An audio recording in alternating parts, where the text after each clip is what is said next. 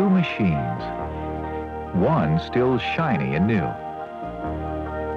The other is 2 centuries old and draws portraits. This one's earned its place in history. But this and all other robots are carving out their place today. Machines like this doll were very popular near the end of the 18th century, especially as amusements for the very rich. But their impact went far beyond their own age. For the knowledge of gears, springs, chains, and clockwork motors, which made such toys possible, was also the driving force behind the Industrial Revolution. The factories and foundries that sprang up during this period reduced the cost of goods, created wealth and a good living for many people. But there was a darker side, too. The drastic shift in the economy plunged many people into poverty. Others labored day in, day out, under ghastly working conditions. It's important for us to remember this doll and its contribution to the Industrial Revolution. For today, we are experiencing improvements in technology and manufacturing techniques that may outstrip even the Industrial Revolution. We have many questions about this new technology, but the important questions for us don't concern whether we'll use it, for most surely we will. What we want to know is how it will affect our working lives and society. At the very least, it will be necessary for us to redefine our place in the culture as we confront machines they call intelligent. Artificial intelligence isn't at all like human intelligence.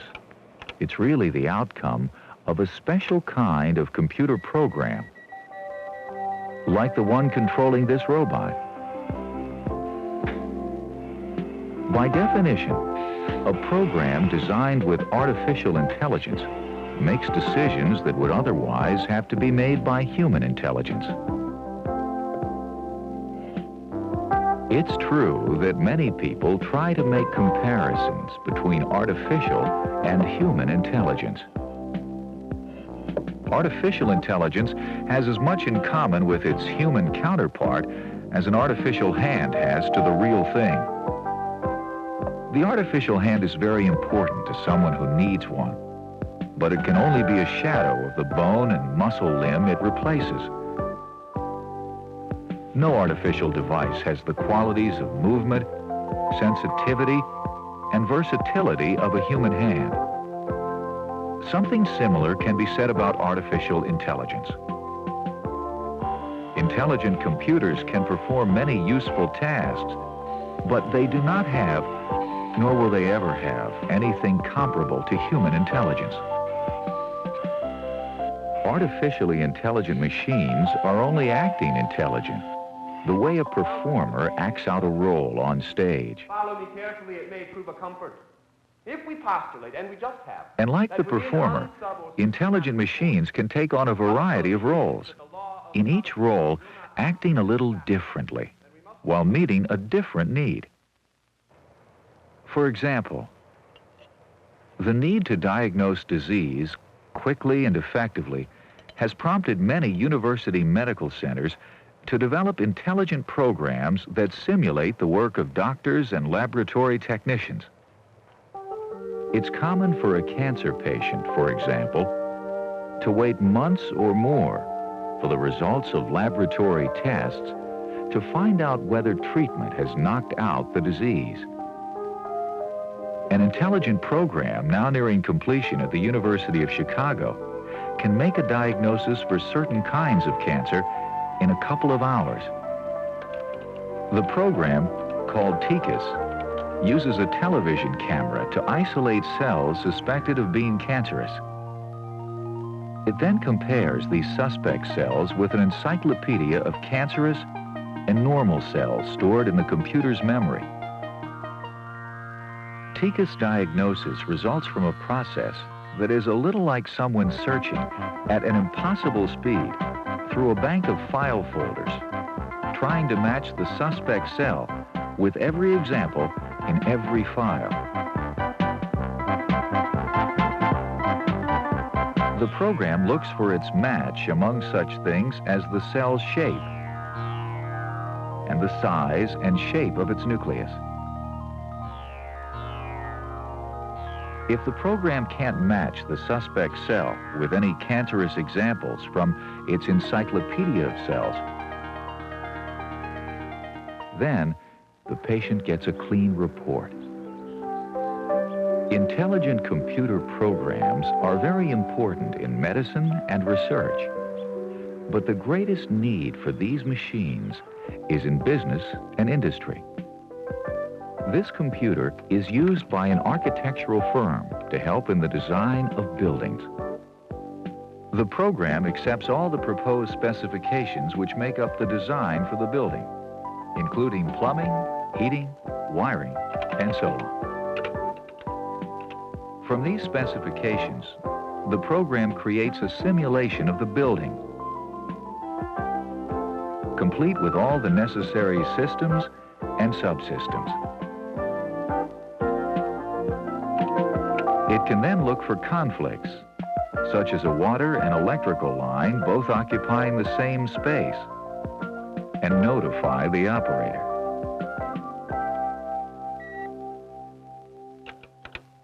This kind of application, called computer-aided design, is making great contributions to many industries. But when most people think of intelligent machines, what they have in mind are industrial robots.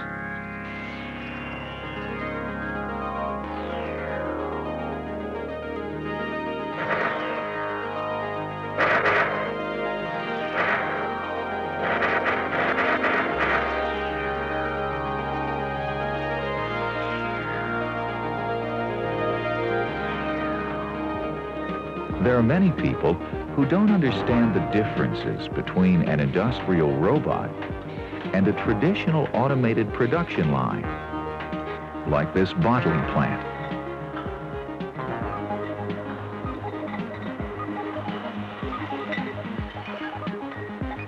The plant can only fill, cap, label, and box bottles of soda pop. To do its job, it must perform hundreds of repetitive tasks. Robots, too, perform repetitive tasks, but robots differ because they can be changed, reprogrammed at any time to do a completely different task. Then reprogrammed again as often as necessary. The bottling plant, on the other hand, is forever limited to filling, capping, labeling, and boxing bottles of soda pop. Also, some robots have sensing abilities that can help if something goes wrong. The same can't be said of the automated line.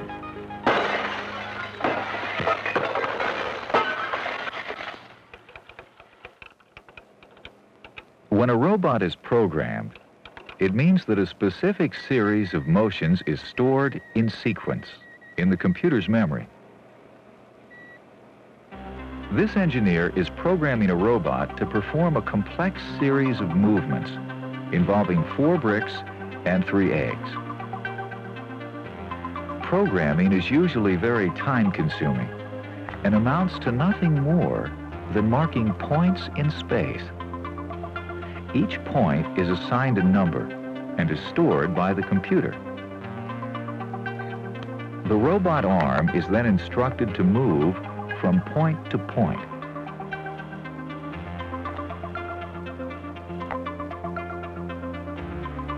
After all the points have been defined, it's then time to put them all together and see what happens.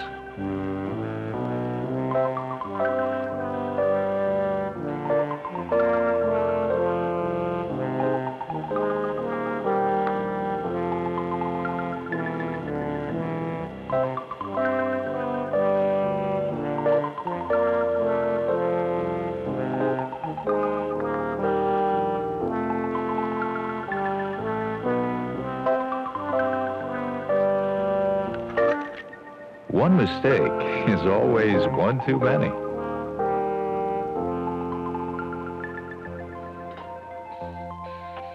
It's certainly no secret why robots have been so successful, so quickly adopted in industries here and abroad. Robots work 24 hours a day in the presence of poisonous chemicals, temperature extremes, and deafening noise. Robots aren't perfect, but they seldom get sick and never go on strike. There is no doubt that robots bring tremendous advantages to the workplace. But it is possible that during the decade ending in 1990, 3.5 million men and women may lose their jobs to robot workers, and millions more in the years beyond. Many people fear that these jobs will be lost forever and result in an economic disaster that would empty factories and warehouses all over the world, leaving millions not only without work, but also without hope. Of course, other people have different opinions about robots. Some believe that our lives will be improved and enriched with the adoption of intelligent machines.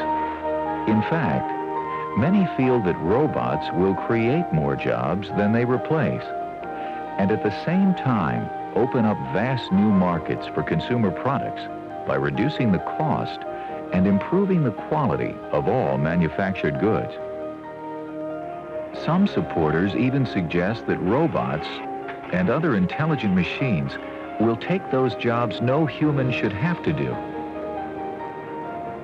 They conclude that people will never again work under dangerous or tedious conditions. Those who disagree point out that any job is better than no job at all.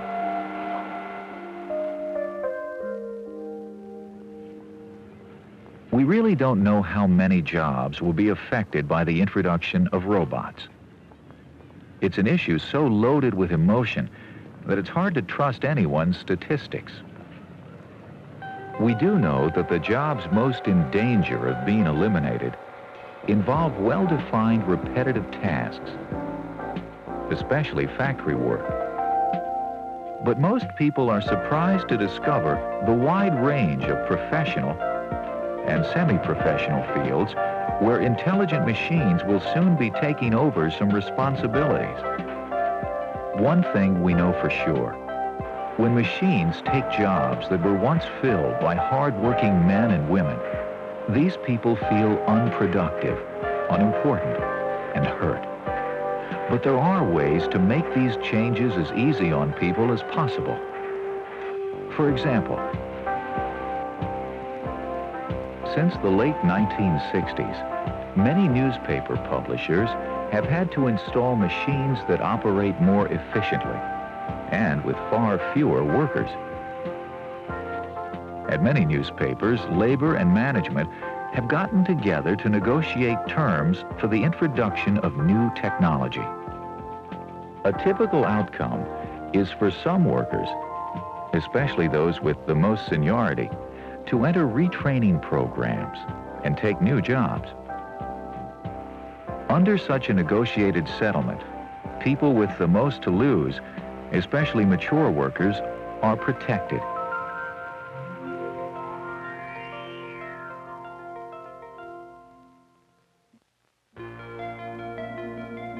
It is certainly true that fear of these machines runs very deep in our society.